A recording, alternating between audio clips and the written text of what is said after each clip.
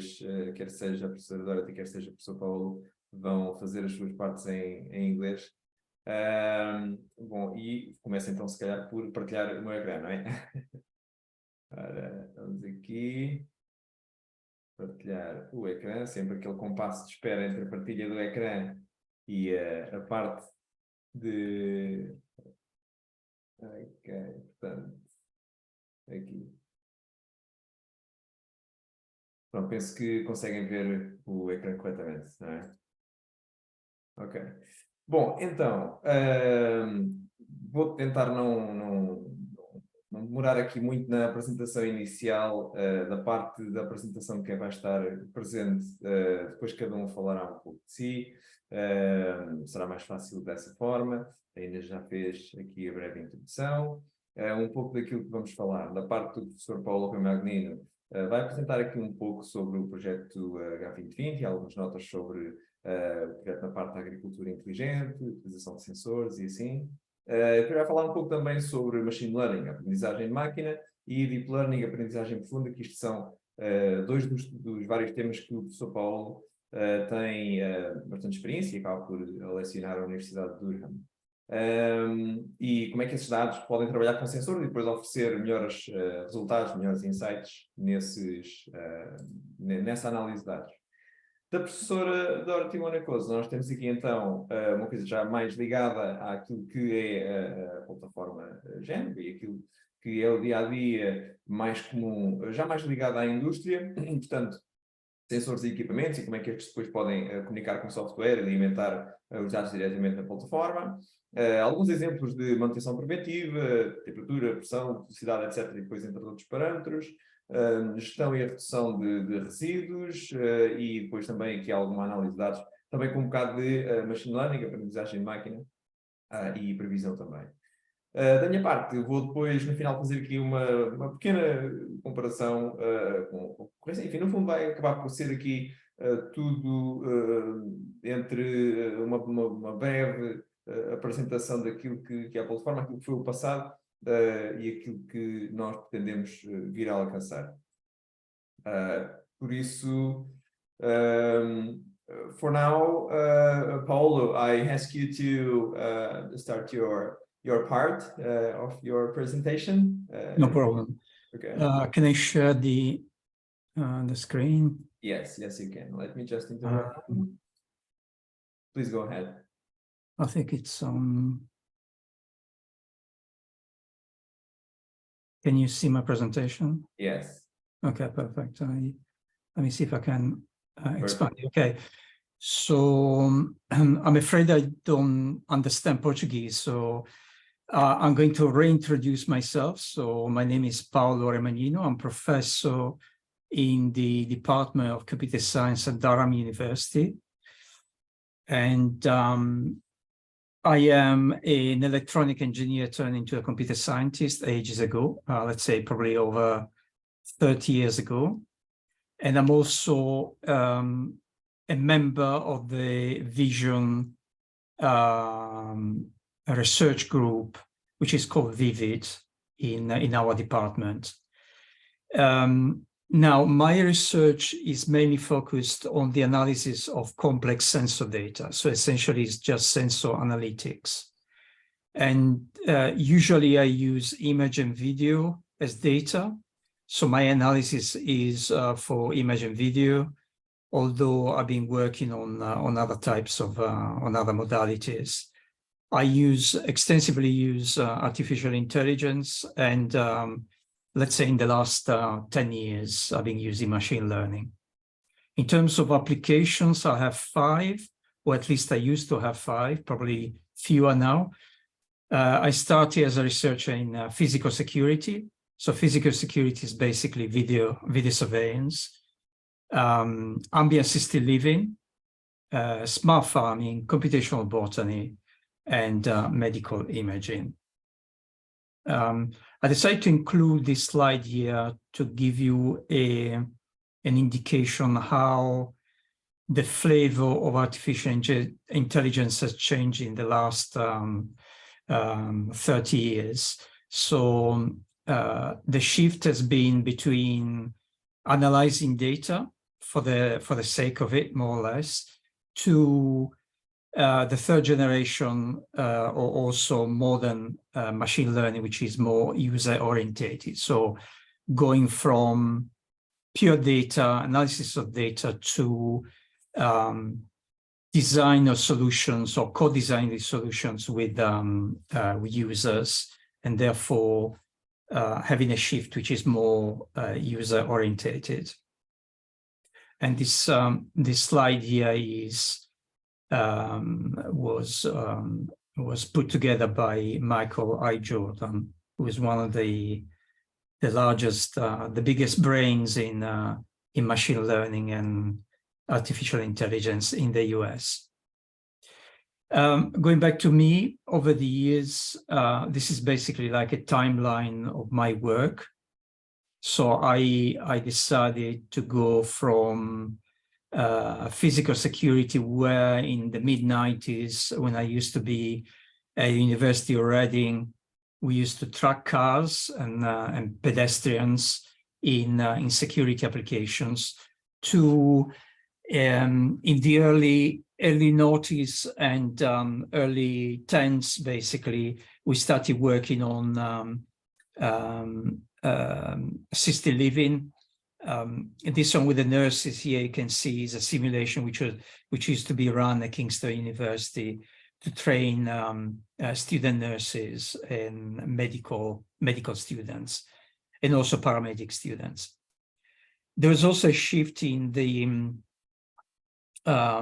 type of data. So we went from fixed cameras in the mid-90s to pan, tilt, and zoom cameras, to then more sophisticated cameras, so stereo cameras, for instance, or RGB, as they're called. So red, green, and blue, and depth cameras. As you can see on the right-hand side, we could track, for instance, student nurses in the environment, and then make sense of the scene, to then even later on making use of flying cameras. As you can see, the drone here. I'm going to have a couple of slides on that project. And then more recently, in 2021, a European project called Natural Intelligence, that makes use of the animal robot, which is the one in red, as you can see here, that has all sorts of sensors on board, and it can move more or less like the Boston Dynamics dog. So let's have a look at the first project, which is the one here in 2017. This project was called 5Grid, and was dedicated to intelligent farming. You can actually have a look at the more details in www.5grid.co.uk. And essentially, our role, I used to be at Kingston University before, so our role at Kingston University was twofold, was essentially using video footage captured by cameras mounted on the drones of livestock and of crop. So for the crop side, the idea was basically to do the disambiguation between crops and wheat, or maybe disambiguation between crops, and see how the crop is actually growing, whether it's growing properly, or it's got some problems, some disease, for instance. And the livestock monitoring was essentially to let the farmer control the stock from a control station, essentially a computer setup somewhere on the farm. And so this is essentially the list of objectives for the livestock monitoring, tracking of animal movements, the animal count. What happens is that you have very uneven farms, so the farmer cannot see all the parts of the farm, and therefore usually what they do, they just go out and do some kind of surveying of the livestock. So the idea was basically to have a means of helping them checking the livestock. So essentially having regular sweeps of the environment of the farm. And one of the objectives was essentially to generate like anomaly detection alarms. So for instance, livestock moving away from fences or even theft of livestock. And also other things like grazing pattern analysis. So at the end of the day, the benefits for this project were the use of UAV, so unmanned aerial vehicles, essentially using the latest wireless technology, using image processing and machine learning, and more specifically deep learning, or as you call it now, more generically artificial intelligence. So the smart farming leads to a better management of crops, but also better monitoring of livestock, and the public organizations can benefit by monitoring the agricultural production and use them to frame policies and schemes. Let's move to a more recent project I'm involved in. So I started at Kingston, as you can see here, mentioned, and I took the project with me to Durham University. And this project effectively is on what we call natural intelligence, is related to climate change. This is a video clip that clearly indicates from the 1800s to these days, the warming of the earth. I can probably, it's quite fast anyway, I don't have to. Okay, all right, so 2015 and 16, as you can see, red means warmer. What the European Union has done is basically they start to establish this Green Deal, which is a possible solution. So to become climate neutral by 2050, protect human lives, animals, and plants. And this project in particular is on plants, not on animals, but also help companies become world leaders in clean products and technologies. So essentially in our project, we have a shift from the classic field work or the plant scientist, also called botanist, that go around in the field and collect information about typical plants, which are indicators of the health of a habitat, but also invasive species. The idea is basically to use a robot that can help them. Of course, it's not a complete shift, so botanists would never fully rely on a robot, but the robot can be employed in a number of missions. So this is essentially an infographics that indicates the concept of the project. So you have a robot that has a mind, can move autonomously in the environment. It does that using artificial intelligence. It can also do movement in very difficult terrains. Imperial College is involved in developing a hoof-like, so goat-like feet, and implement them basically on the animal robot. And there's the other side, which is that was the mind. And the other side, I just mentioned the body, actually, not the mind.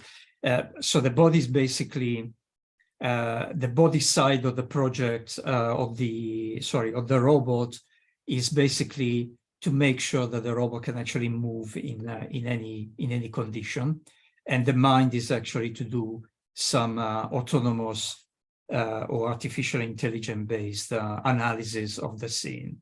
So typically what plant scientists do select an area where they can check for their typical plants and invasive species. They create a grid, a virtual grid, and then they go around and make notes about the environment at the specific grids that essentially sample the terrain in different places. So we're going to do that with robots. So the robot will have GPS coordinates, will be able to move in the environment following the grid and taking pictures, and hopefully being able to detect the health of the habitat via the detection of typical species and also detecting invasive species.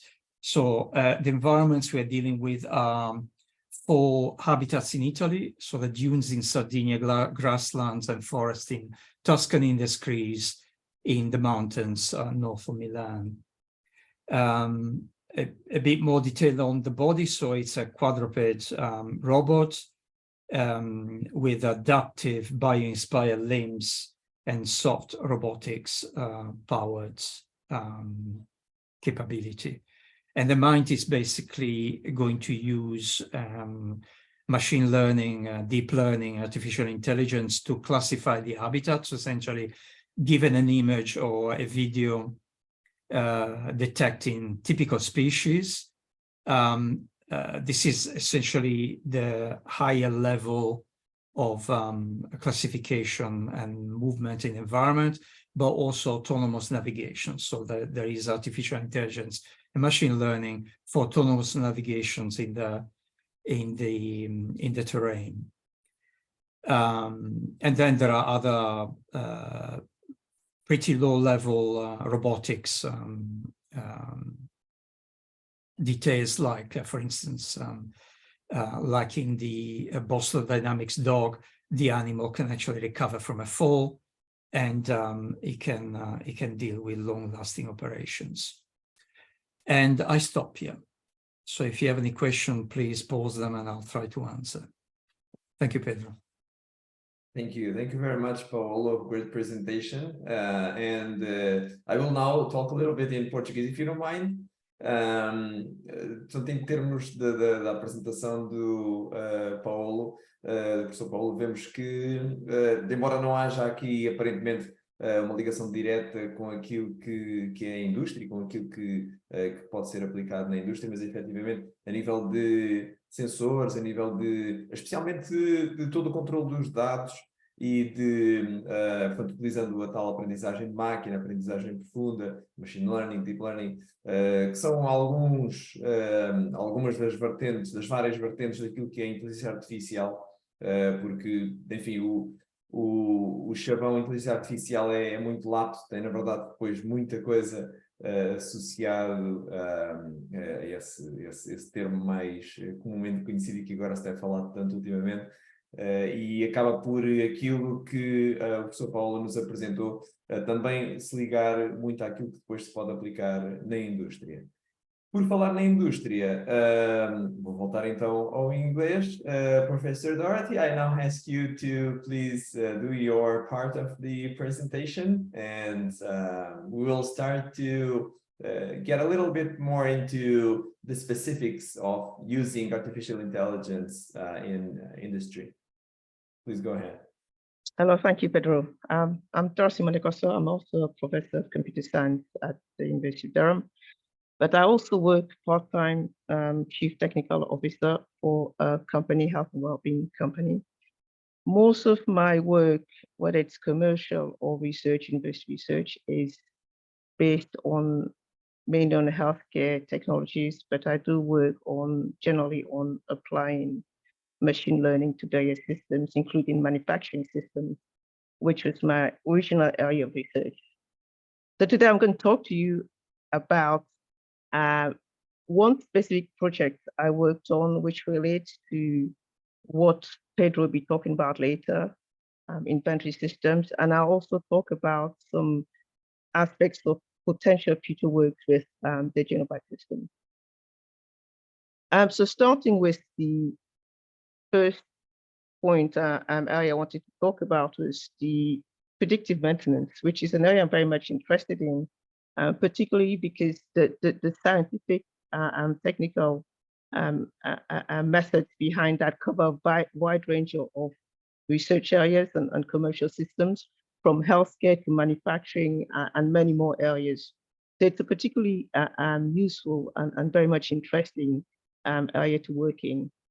So effectively, what is predictive maintenance?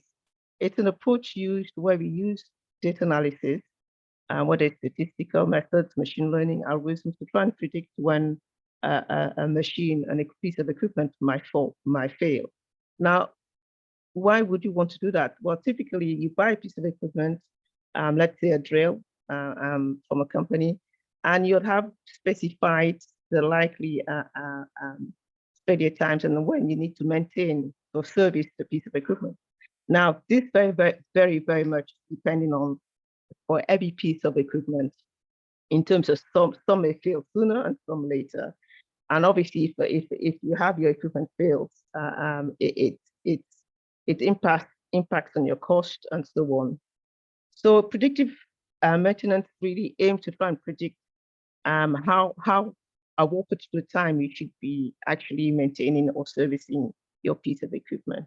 And the whole point is that the benefits are that it increases equipment uptime and reliability. Obviously, it saves money because you're maintaining before it fails. And also you don't maintain it if it doesn't need to be maintained, so you don't service it if it's working fine. It improves the maintenance efficiency and your safety. And where we're particularly interested in with respect to the Jenova product is that you can integrate that with your with your efficiency, so parts purchase system, so you can know when to buy parts and what parts to buy and so on, so you don't have a lot of stock lying around. Obviously, it's data driven, so you need to be collecting data and so on. So how does the basic maintenance system works? Well, first you need sensors to measure some sort of parameter from your equipment, and you use those measures together with manufacturing data for the system to analyze and try and understand the current state at any particular time, in real time, measure the current state of your equipment. So typical system, it looks like this. You have sensors that connect to or placed on the device or connect to the device in some way, to your equipment in some way. You can use any one of several protocols to transmit that data to a data store. Your data store is linked to the maintenance management system as well as the inventory management system. And you perform some data processing, data analysis on that data. And the whole point is that obviously you're monitoring your device in real time, you're monitoring your equipment in real time, and you know when you're going to need to perform a maintenance. So this is a typical system. You have variations on this system depending on what you're actually monitoring, and also the type of sensors used. So it could be pressure, it could be temperature, vibration, and so on. So moving on, to give you an example of a particular project I worked on with a company in the UK.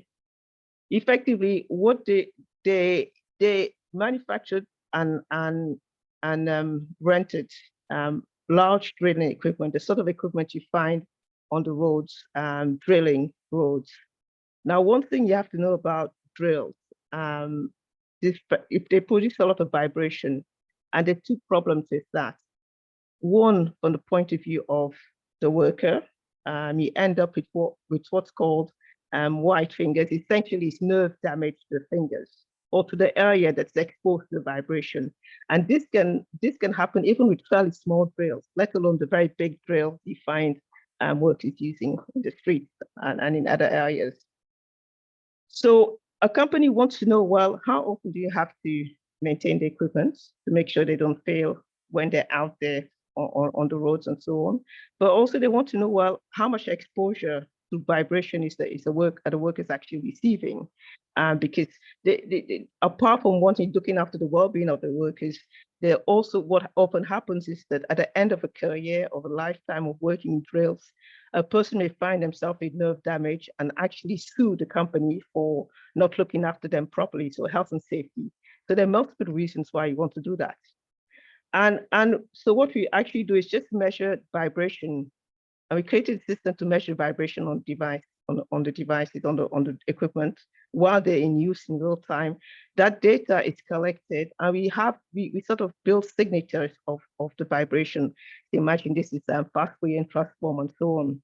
So you have a signature for each equipment, and we sort of monitor. We know that a lot of these equipment, the vibration tells a lot about the state of the equipment. So for example, as it starts scaling, as it gets older, you have a different vibration signature because it has different frequencies. So all that information is analyzed, and over time, as you start understanding how the vibration signature of a new equipment and an old equipment, you start learning about what the state is and how soon you have to send them off for service maintenance before anything happens. And in a sense, the starting point is the manufacturer maintenance specifications, but in the end, it can look quite different. The maintenance regime can look quite different from one piece of equipment to another, even though they're effectively the same type of drill from the same manufacturer, but obviously each one has got its own specific characteristics. So that's a cloud-based system that monitors, but also it's also collecting data about the exposure of the worker to the vibrations. And it effectively just shuts down. It can just shut down the device, shut down the drill when it thinks that today you've had too much of the vibration. So let's shut it down for today, pass it on to somebody else to continue the work. So it's a very effective management system, both from perspective of cost to company in terms of maintenance, but the management in terms of understanding how their workers are working and so on. Now, as the link to effectively is that once you have that data about maintenance, then you can obviously link it to your systems to order parts, know when to order parts, how many parts to order, and so on. It's a very effective way of controlling your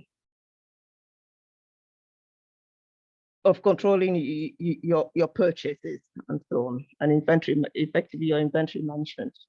Now, another example, which I think is very interesting from the point of view of machine learning in manufacturing, is one of waste reduction. Now, there are a lot of reasons why you may want to waste reduction, not least energy efficiency or recycling and so on. But two ones I'm quite interested in, obviously, are inventory management. So using inventory management and material optimization to reduce your waste and reduce the environmental impact your manufacturing may have on the world, on the earth. So effectively, if you look at inventory management,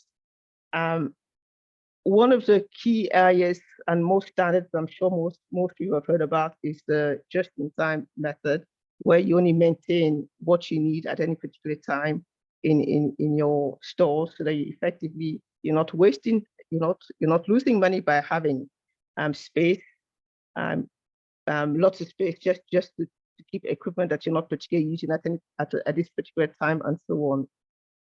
But the other area which I'm also very much interested in is the material use optimization.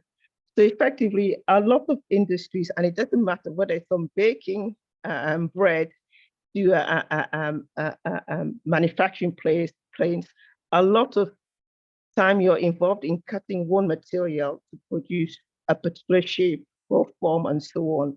And in that process of cutting, whether it's a bread, your cakes or whatever, or your spacecraft parts, you're actually losing some of that material, so it's wasted.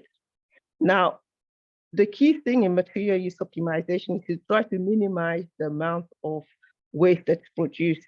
Some of it can automatically be reused. So for example, in the case of the bread, you just take the bits of bread and put them back together to create a bigger piece. The same can be done in a sense in a lot of the metal or so on, but not necessarily as easily as that. So you want to minimize the cuttings. So what you do is that at every process is a cyclical process. At every stage, you're weighing how much waste you have, you analyze it so that you feed that information back into the cutting, so that hopefully at the end there you arrive at the most optimum method of cutting whatever your original material is, so that you minimize the waste. And you're sort of continuously looking to improve the system. Now, again, this is linked to your inventory system, because as you minimize and reduce the amount of waste, obviously your inventory system needs to order less and so on, and therefore reducing your costs, reducing the amount of storage space you need, and so on. Now, I think I've spoken very quickly about the different areas I'm interested in working in, and also as it relates to the Jenova platform. So now I'll pass you back on to Pedro. Thank you very much. And I'll stop sharing. Okay, thank you very much, Dorothy. And I will get back again to Portuguese. Pronto, já vimos então uma maior proximidade com aquilo que é a aplicação de métodos de inteligência artificial, sensores e tudo mais, mas mais num contexto da indústria de produção, portanto, na fabricação e tudo mais, em que podemos ter aqui algum tipo de controle mais assertivo a vários níveis. E houve aqui estes exemplos, mas obviamente que se pode aplicar a muitos mais, quer seja na manutenção dos equipamentos, com coisas tão simples como a própria vibração do equipamento, em que muitas vezes se consegue depois fazer um controle de algum tipo de desgaste, depende do tipo de vibração. Eu não sei se dos participantes alguém viu, mas só com base na participação, há uns meses atrás surgiu uma ideia de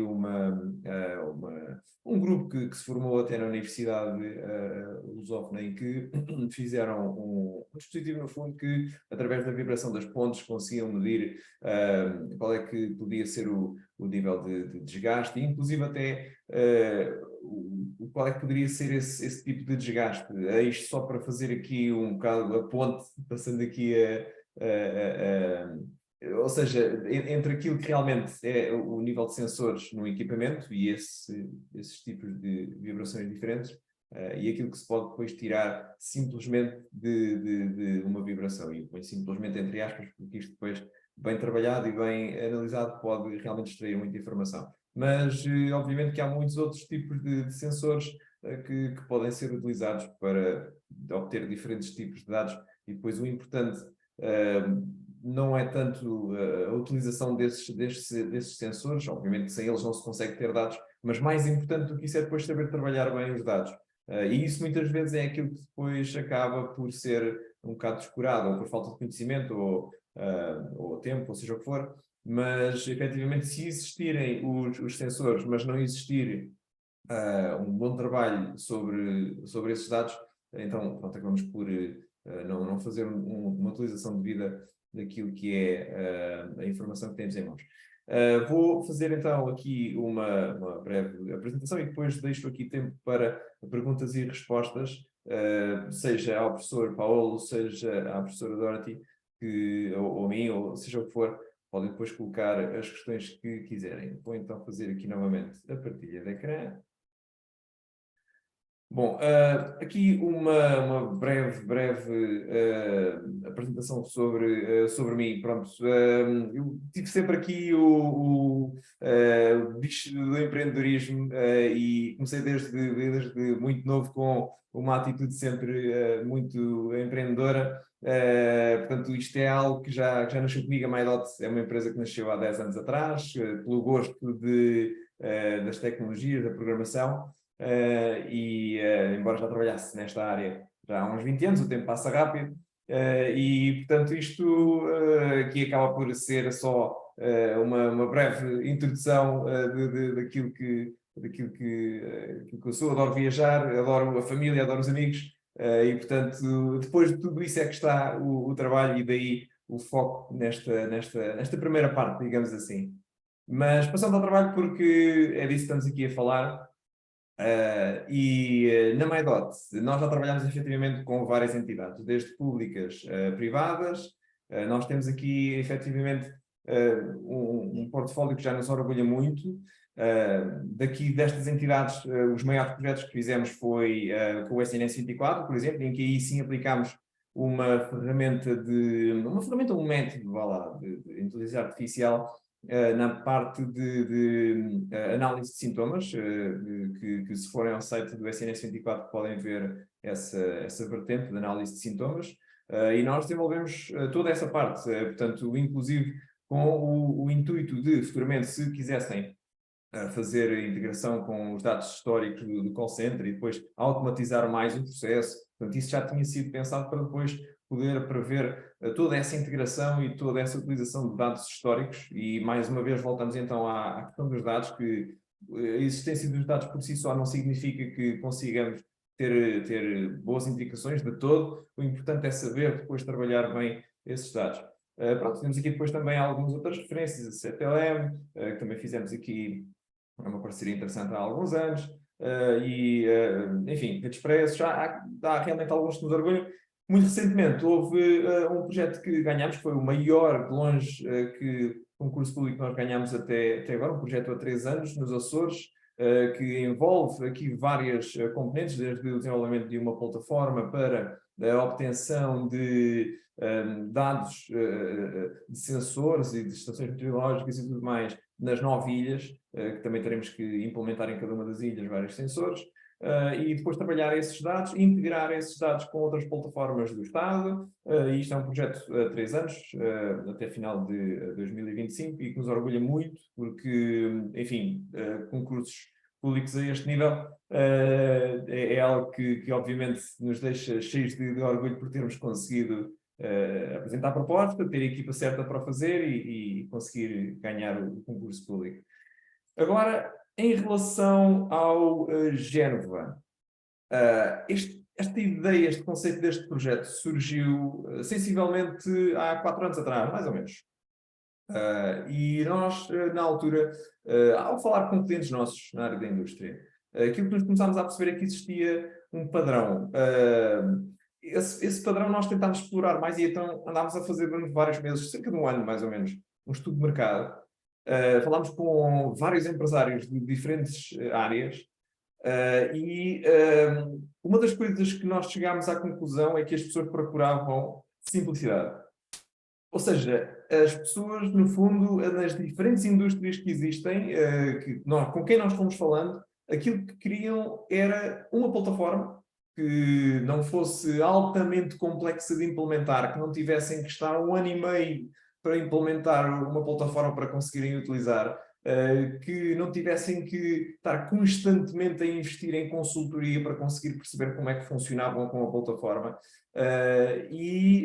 Vimos aqui alguma oportunidade de mercado para conseguir oferecer qualquer coisa que fosse acessível em termos de implementação, fácil de utilizar, intuitivo, que não tivesse um tempo de implementação que necessitasse de um acompanhamento de consultoria constante, mas que ao mesmo tempo fosse automatizado o suficiente para conseguir poupar tempo e conseguir efetivamente oferecer automatismos que fossem úteis, que fossem práticos, né? Que fossem aplicados no dia a dia. E foi esse o nosso foco durante 3 anos de desenvolvimento da plataforma. Portanto, em termos do aspecto, digamos assim, eu vou mostrar aqui, obviamente, apenas muito por alto, para não consumir aqui muito tempo. Depois temos também a falar um pouco mais acerca da plataforma no site, e obviamente que se depois alguém tiver interesse, também poderemos fazer uma demonstração mais cuidada da plataforma.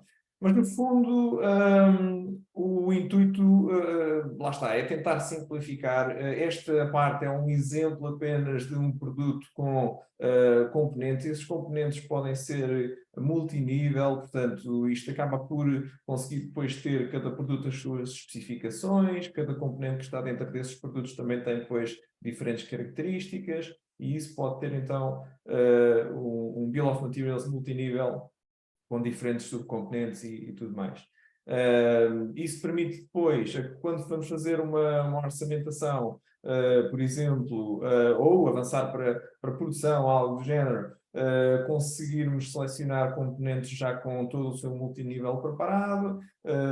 Também é possível trabalhar com valores de tabela, em que importamos literalmente a tabela para a plataforma e trabalhamos esses dados dentro dessa tabela.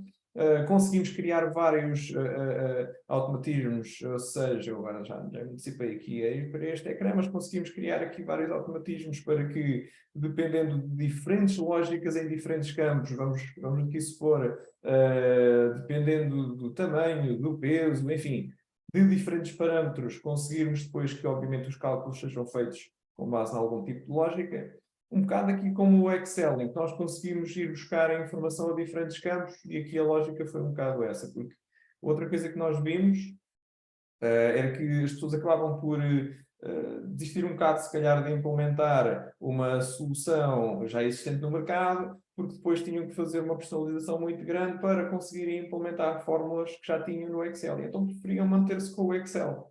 E, portanto, ao percebermos também desse padrão, tentámos, no fundo, replicar aqui um bocado essa lógica do Excel e ser possível permitir a captação de informação que já existem noutros campos dentro da plataforma para se conseguir trabalhar. Pronto, agora sim, na parte da produção também tentámos fazer de uma forma genérica para que todos os passos que existem na plataforma possam ser criados manualmente, portanto podem existir diferentes processos de produção com diferentes passos, isto para aplicar a diferentes setores dentro da fábrica, a diferentes tipos de indústrias e, portanto, tudo isto depois acaba por ser personalizado. A informação que surge aqui em baixo sobre os artigos, sobre o Bill of Materials, que aparece mais abaixo, tudo isto acaba por ser depois personalizável, dependendo do processo de produção que estamos a falar. E, portanto, depois, obviamente, temos a inserção, agora aqui um bocado puxando também àquilo que a professora Dorothy estava a apresentar, da parte da gestão dos resíduos, dos desperdícios, do estoque e tudo mais, e conseguirmos depois ter aqui também alguma ligação daquilo que está a acontecer na linha de produção, com aquilo que é depois o resultado daquilo que foi cortado, ou que foi aproveitado ou não. E obviamente que isto é a visão de um desktop, mas numa linha de produção faz sentido é ter um pequeno ecrã de um telemóvel ou algo assim, e isto sendo adaptável acaba por aparecer corretamente em mobile e não obviamente com este formato, porque senão não seria aplicável. E inclusive com uma aplicação própria, em que acaba por ser muito mais fácil e intuitivo, simplesmente carregar num ou dois botões e não fazer com que se perca tempo, porque tempo é dinheiro, ainda para mais na indústria, obviamente. Portanto, eu, antes destas perguntas e respostas, vou só fazer aqui uma pequena introdução à nossa Jenova. Eu literalmente, já agora isto pode ser algo interativo em tempo real. Se alguém eventualmente quiser testar a fazer aqui alguma pergunta, ao chatbot pode fazer nas perguntas e respostas. Eu vou só fazer aqui uma simulação muito rápida, a fazer aqui alguma pergunta. Este chatbot, o intuito é que vocês consigam, isto está obviamente numa fase de testes, mas este chatbot é para que consigam fazer perguntas sobre o estado do negócio neste momento, do vosso negócio, do passado, ou seja, daquilo que for, e conseguirem obter respostas em tempo real. Portanto, o intuito é o chatbot ter a informação de todo o vosso negócio naquele momento e conseguirem depois, a partir daí, obter as informações que quiserem. Portanto, vamos aqui fazer esta simulação. Olá, Génova. Sei lá quais foram as vendas totais por mês do ano passado. Apresenta um gráfico. Isto não importa se tem erros gramaticais ou não, porque a Génova é tolerante o suficiente para não se preocupar com erros gramaticais. Pronto, o que acontece? A resposta que nós obtemos, eu vou um bocado a processar, porque obviamente isto, nós estamos a utilizar aquilo que hoje em dia está muito em voga, está a ser muito falado, que é o ChatGPT da OpenAI. Portanto, temos a conexão a essa ferramenta para fazer uso da plataforma de LLM, portanto, Large Language Model, que é aquilo que é, no fundo, o ChatGPT, acaba por ser uma ferramenta de inteligência artificial que consegue interpretar texto e dar respostas, e essa conexão que nós fizemos foi nesse sentido, ou seja, para interpretar aquilo que nós queremos, utilizamos essa ferramenta, os dados são confidenciais e são da empresa. Obviamente aqui neste caso estamos a falar de uma empresa exemplo, Isto é apenas para demonstrar dados aleatórios, mas vamos aqui então fazer outra pergunta. Por exemplo, existe atualmente algum equipamento parado em alguma secção? Portanto, o que nós fizemos aqui neste caso, portanto, atualmente não há um equipamento parado em nenhuma secção de XPTO, todos os equipamentos estão em pleno funcionamento. Ok, então, vamos aqui pedir, ora, quais os tempos de paragem nos últimos 3 meses dos equipamentos na secção de corte, em gráfico. Assim do género, pronto. E pronto, e mais uma vez, lá está, estamos a falar de ok, certo, pronto, isto agora, lamento, mas não tenho acesso a essa informação dos tempos de paragem dos equipamentos de secção de corte de 90 meses, como assistente virtual, tenho informações em tempo real, pronto, aqui, lá está, apresenta em gráfico as paragens dos equipamentos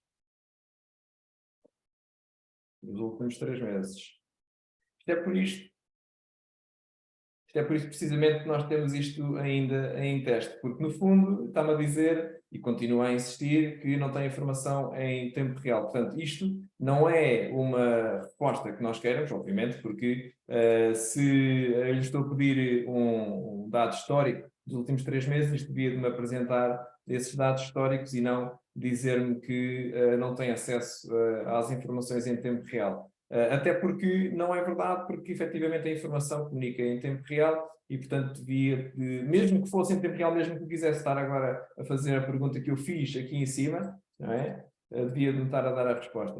Mas, no fundo, isto serve aqui para demonstrar um que é. Posso fazer aqui outro. Agora lembrei que podemos perguntar, por exemplo, quais foram, nos últimos 6 meses, os 3 produtos mais vendidos. Presente em gráfico. E lá está, isto serve um bocado para demonstrar depois também aquilo que é a complexidade destes sistemas, porque não é só pelo facto de ter a informação que nós vamos conseguir, pronto, aqui já apresentou então a informação em gráfico, etc. Mas isto não se trata apenas de fazer a ligação dos dados e isto depois consegue fazer todas as respostas e tudo mais. Não, isto acaba por ser muito complexo depois preparar tudo o que são as perguntas que nós fazemos ao sistema, as respostas que depois podemos obter, etc. E, portanto, tem que existir, obviamente, todo um trabalho por trás para isto funcionar corretamente. Bom, mas foi então dado aqui apenas este pequeno exemplo desta versão beta. Arrisquei aqui um pouco, embora isto ainda não esteja finalizado, mas acho que foi um bom exemplo, ainda assim, para conseguirem ver o potencial que nós temos com a utilização deste tipo de ferramentas. Pronto, sendo assim, eu vou parar aqui a minha partilha.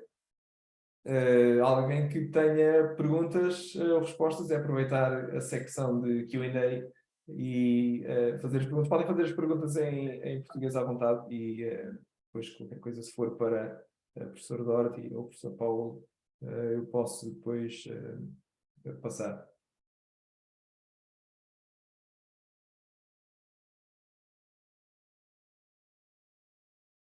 E obrigado já agora a todos os participantes que estão aqui até agora. E ainda são aqui alguns, por isso agradeço obviamente a participação a todos e obviamente à professora Dorothy e ao professor Paulo também. Ok, já temos aqui uma pergunta. Ora, qual o tipo de plataforma que utiliza? Eu deduzo, Pedro Cravo, portanto, que se esteja a referir ao código, será? Não sei se consegue elaborar um pouco mais a plataforma que se referia. Porque em termos de código, a plataforma baseia-se em React.js, C Sharp, e no fundo essas são assim as linguagens mais fortes, React.js para o front, C Sharp para o back-end. Em termos de plataforma, isto foi tudo desenvolvido à medida por nós, do zero, literalmente. Portanto, não sei se respondi à pergunta ou não do Pedro Cravo, mas é por aí.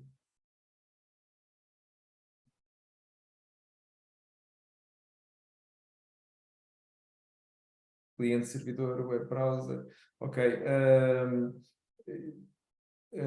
Muito bem, já temos aqui depois também uma outra questão, mas aqui ainda em relação à questão do Pedro Cravo, cliente-servidor, lá está, em termos de servidor, nós, tendo o código desenvolvido em C Sharp, acaba por ser aqui preferencialmente um servidor Windows, mas toda essa parte depois acaba por ser depois também tratada por nós. Web browser, isto funciona em qualquer browser, isto está preparado para funcionar seja em mobile, seja em desktop e portanto isto está preparado para funcionar em qualquer lado. Como eu referi também, em termos de mobile, está uma app que pode ser utilizada para conseguirem ter um ambiente muito mais limpo, muito mais simples e muito mais intuitivo. E obrigado, Pedro, pela pergunta mais uma vez.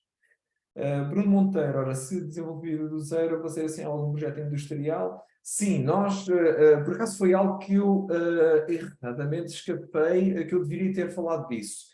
E Bruno Monteiro, obrigado pela questão, porque assim relembrou-me de algo que eu deveria ter falado e que não falei, que é, nós baseámos literalmente em cerca de 20 e tal empresas concorrentes. Existe muita concorrência, ok? Não vou estar aqui a florear isto, a dizer que nós fomos aqui os inovadores e que achámos aqui a bola de cristal. Não fomos. Nós, obviamente, temos aqui um ou outro aspecto, como é o caso deste em específico do chatbot, em que nós queremos revolucionar um bocado, mas no grande bolo que é aquilo da plataforma, o que nós tentámos fazer foi olhar para os diferentes concorrentes e vimos várias plataformas onde nós testámos a fundo, portanto, as que nós testámos mais intensivamente foram perto de 10 plataformas e tentámos, dentro dessas que nós achámos que eram as melhores, agarrar naquilo que era o melhor dessas plataformas e achar alguns defeitos para conseguirmos melhorar ou algo assim do género. Portanto, nós não nos baseamos, o core da plataforma foi baseado por nós, agarrando numa base que nós já tínhamos de outros projetos no passado, de código que nós já tínhamos de outros projetos no passado, mas acabámos por depois construir tudo aqui do zero, vá lá, baseado naquilo que nós vimos na concorrência.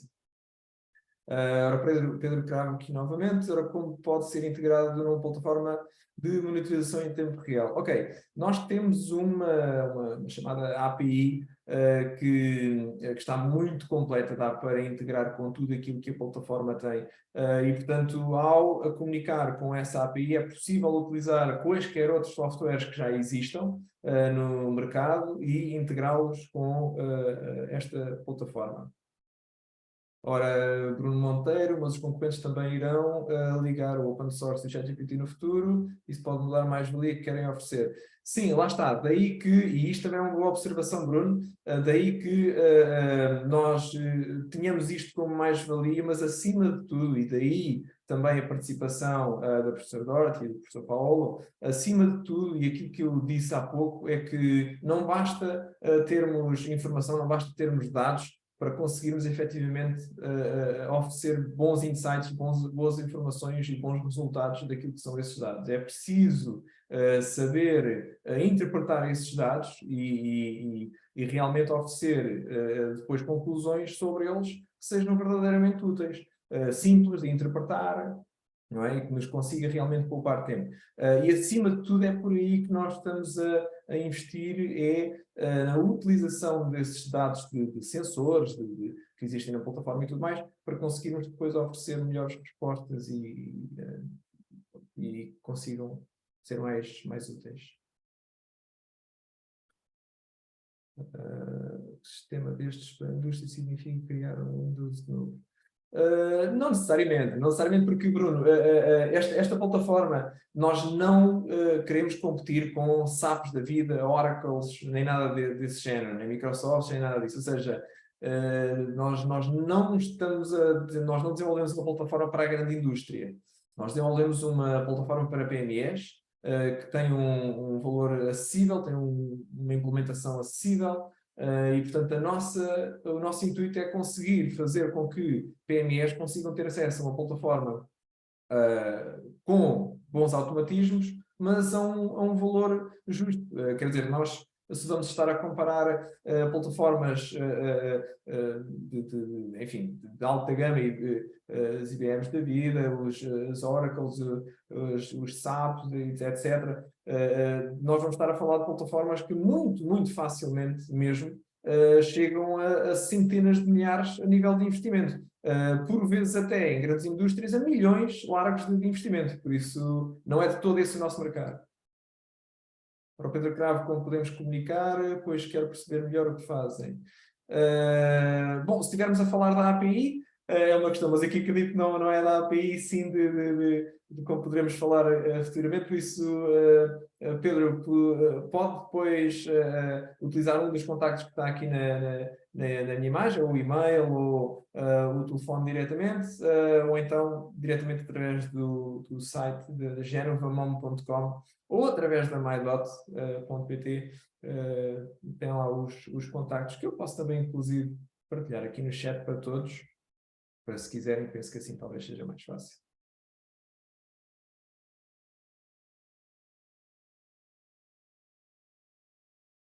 Sim, não sei se o link ficou, penso que não. Tem que pôr com o HTTPS. 2 pontos para acabar. Penso que assim já fica, exatamente.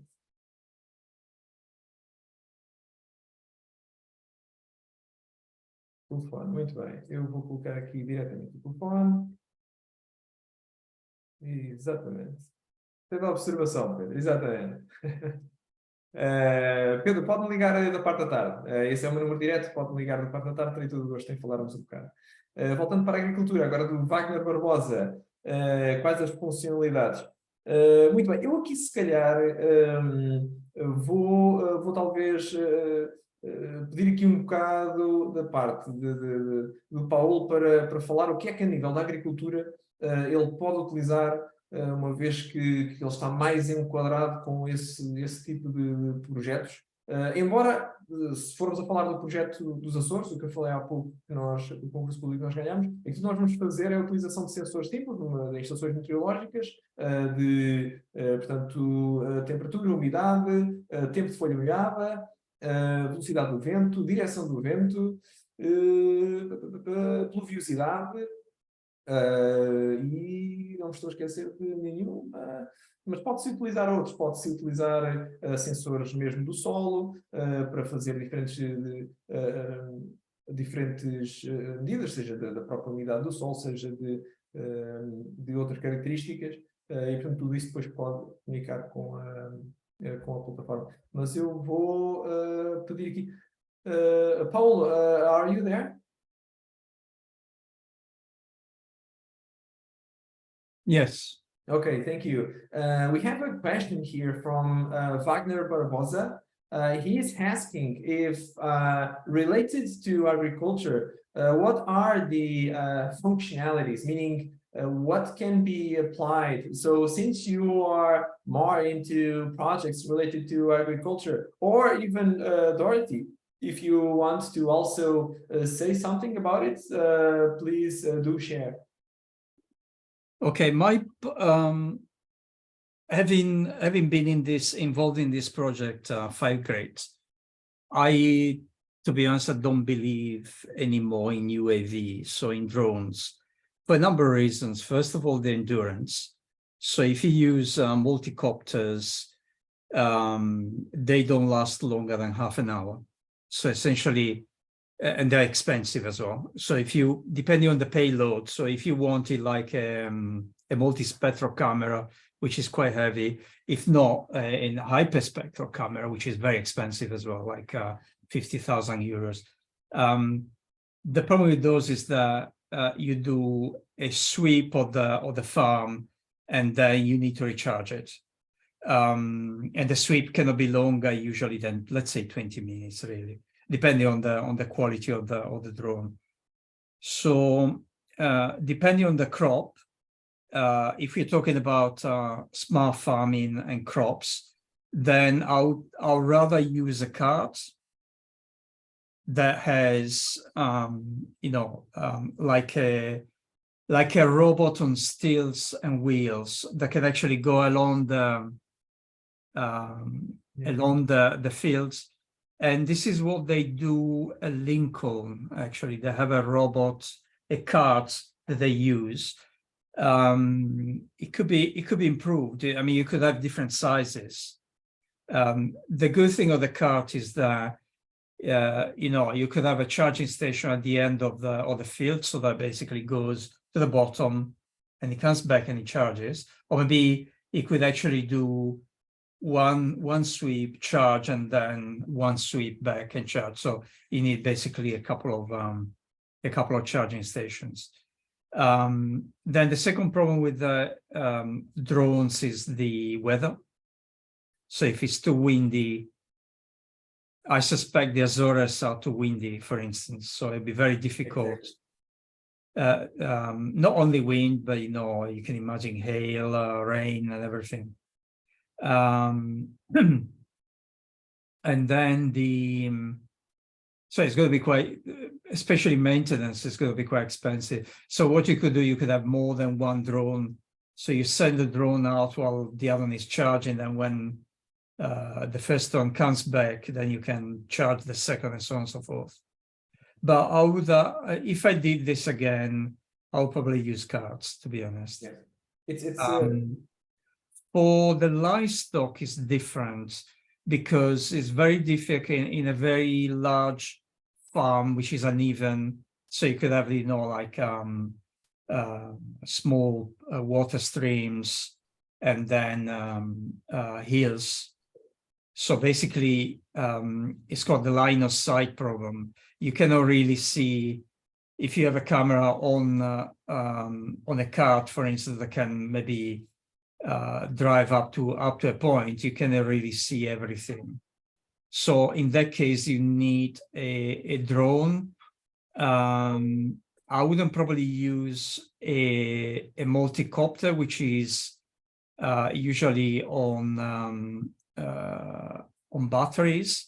I'll probably use a fixed wing, which is, for instance, it uses petrol. What I mean. The fixed wings basically don't use batteries. Well, not all of them. Then with a fixed wing, you can do more, because you can have a larger fixed wing. You can go around multiple times. It could probably have a payload with multispectral camera, hyperspectral camera, and many other devices on board. So was this the sort of answer that they were after? I think so. If not, please, Flankner Barbosa, let us know if this kind of answered what you were looking for. Actually, another participant, Pedro Cravo, just said that there are alternatives to drones. Yes, it's actually very connected to what Paulo was just talking about, because Pedro just said even can be used in greenhouses and don't need an operator. So probably he was talking about something very similar to what you were just describing. The problem with greenhouses, we just submitted a Royal Society grant with Vietnam on rice cultivars. The problem with greenhouses is that plants are packed in a very small place. Yeah. But you can get XY, so you can have like an XY frame on top, and you can have cameras basically rolling along the rails, and therefore you can take pictures from above, as long as they're well spaced in the greenhouse. If they're not well spaced, so for instance, for rice cultivars, it would be insane, because they're like grass. So essentially, one rice cultivar next to another, will have a lot of overlapping, so you cannot really do much with that. Yeah. But if you have other plants, it might actually work as long as they're spaced out properly. Yeah, because if they're really high into the greenhouse, we obviously can't track anything because it will block the camera and things. Yeah. I can send you while you keep on talking to people. I can find this XY solution that I found. Perfect. Thank you for that. Yeah. And then paste it. Dorothy, I don't know if you have something to add related to this subject. You are muted. No, my focus would be very much on sensors that you could apply to whether it's your livestock or any other sort of object, and sort of more like telemetry data rather than video data. So very much a low bandwidth solution. Okay. Thank you. So I'm going back to switching to Portuguese again. Portanto, Wagner Barbosa, espero que tenhamos conseguido responder aqui à sua questão. Se houver alguma outra, obviamente, ou se não tivermos esclarecido corretamente, é só indicar. E obrigado pela participação. Okay, so the link you shared, Paulo, is the one that you were talking about, right? Yes. Okay, perfect. I can even open here. Let me see. Okay, yeah, I can even very quickly share screen. I don't know the price of this. Okay, yeah, but just to give an idea. If you scroll down, it can give you a top view with the processing as well. Oh, okay. Here it is. Okay, I see. Nice. Yeah, so it's so this creates also a 3D image of the plant. I'm not sure if it has a 3D, but it can do a 2D. Yeah. 2D analysis. Yeah, it kind of looks like. I mean, to do 3D, you need a LiDAR, and then you need